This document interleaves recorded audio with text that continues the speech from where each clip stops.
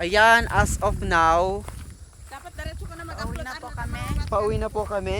Yung sugod ko, muntik ko Yan, ang ganda po ng weather forecast. Ang ganda after the storm, there's a beautiful things to foresee. Like this mountains, napakalinis po tignan ang kapaligiran. Like, parang nasa New Zealand ka lang.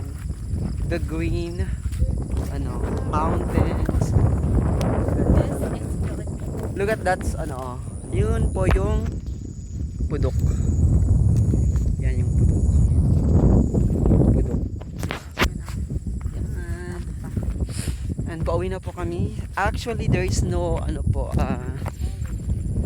power, supply. That's why we come here at the mountains upang i-update yung mga family namin sa mga malalayong lugar.